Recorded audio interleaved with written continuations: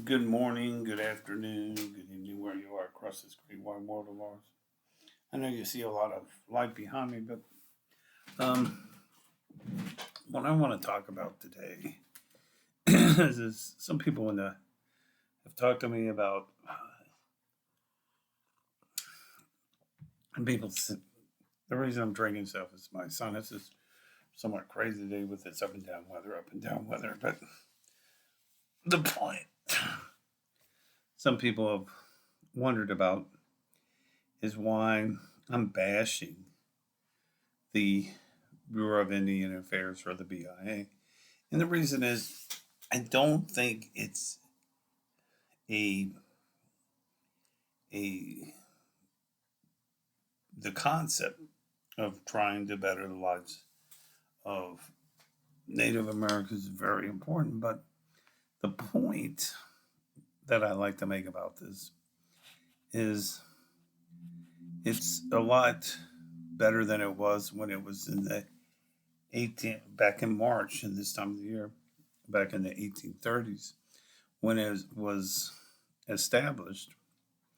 Because prior to that, and before it came under the Interior Department, it was under the War Department, and this transformation has always occurred concerning American reservations. But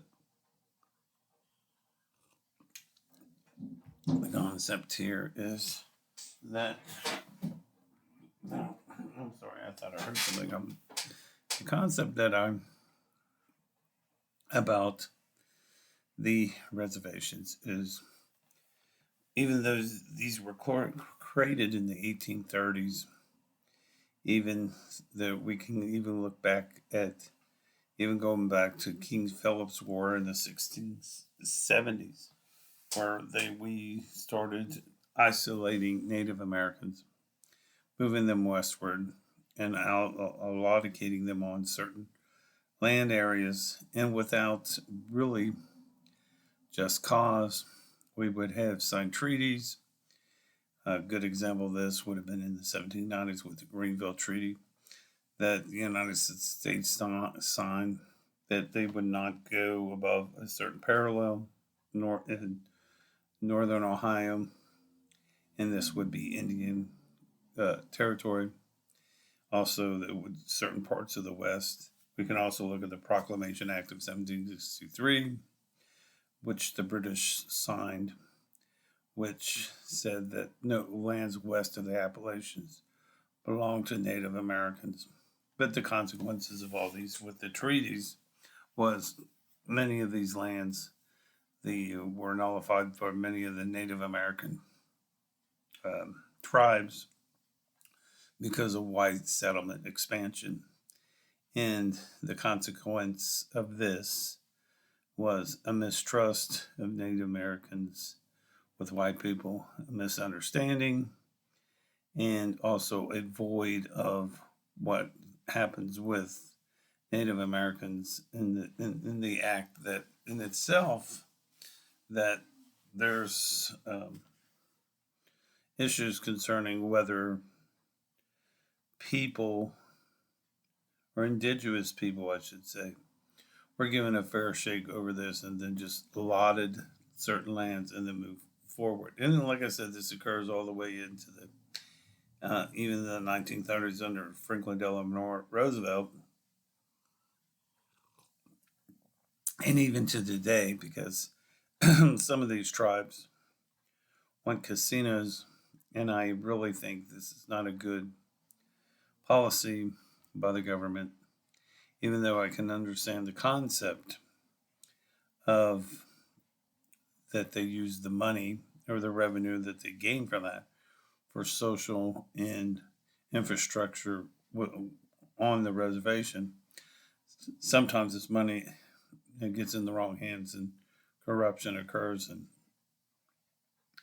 the other concern is mine is that there comes a saturated point with many of the reservations, and we're at that point right now where we're just saturated with too many casinos with online gambling. And with online gambling now, the they're all saturated in the other interest for most gambling is with um, baby boomers and Gen X. As we get into the Z's and the millennials, there's less interest in in gambling and more interest in social programs and environmental programs.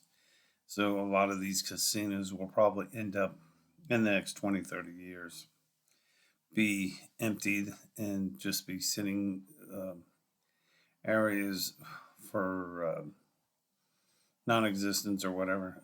It'll become blight, just like the malls, and it become because of the fact that concern right now, for instance, in the United States, a lot of malls have closed, and what malls do exist are in high areas where they will succeed rather than not to say. Case in point, the Kenwood Mall, which is on the east side of Cincinnati, uh, is where it caters to a lot of the people that are affluent.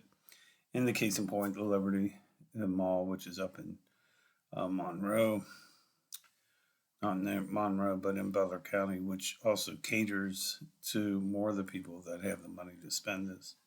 But here again, we're not talking about malls. We're talking about why I bash the BIA and so I don't think they're proactive in a lot of their um, points. And like I said, case in point, when I was just talking about the casinos, because I believe this is going to become a very critical issue. Yeah, in the next 5 to 7 years. There's also water quality on the reservations. Currently, like I said, the last couple of years, the water tables in the Southwest have increased, but um, we can go back into a dry spell. And when it comes to water quality, Native Americans are on the bottom of the list when it concerns water quality, water usage. Agriculture becomes important as well as commercial agriculture and farming, such as cattle, etc. So the Native Americans are at the bottom of this.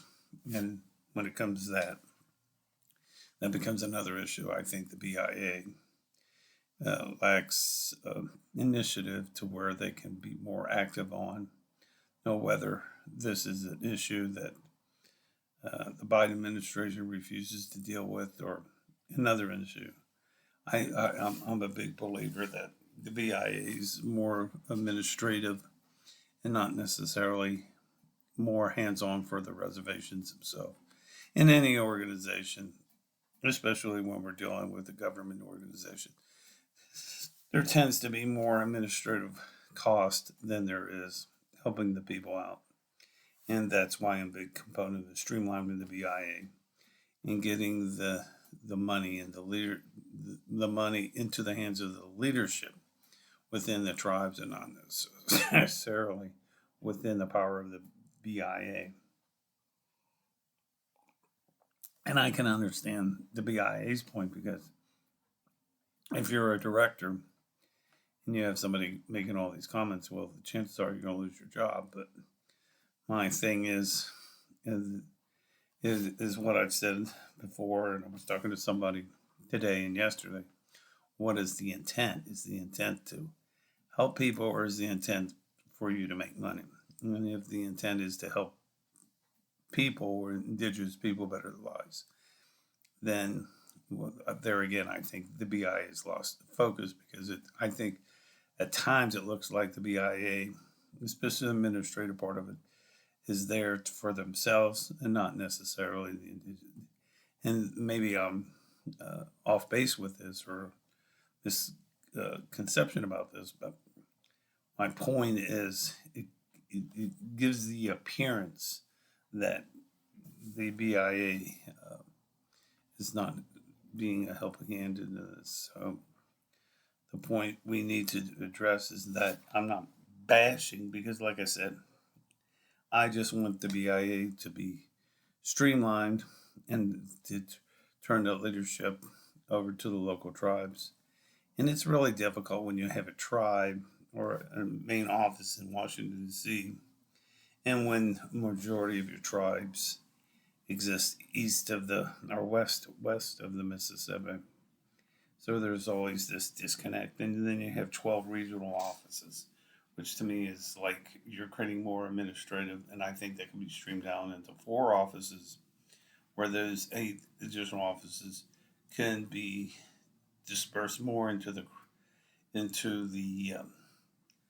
for the tribes themselves. And like I said, the BIA has got issues, not necessarily because many of their native indigenous people still have a mistrust of the government, and yet you have an organization where there's Native Americans in, and there's this, this disconnect of mistrust and misguidance that the BIA is not getting that message out, or if they're trying to get a message out, it is like the movie Lost in Translation, because the point is it's not getting to the people that matter the most, and that's the individual tribal people who still have a mistrust of the government. So anyway, these are some food for thoughts about this. Please like and subscribe to my videos. I also have some books available on Amazon. The first one is Don't Buy Your Lottery Ticket. And the other one I do have is also Water Quality on the Reservation and The Diminishing Casino Return, which are all available on Amazon. If you have any questions or comments, please leave them and email me at bthomasmillerpsych. That's bthomasmillerpsych, BSYCH at gmail.com. Anyway, folks, feel free to reach out to me anytime and hope to talk to you soon. Thanks. Have a great day. Bye.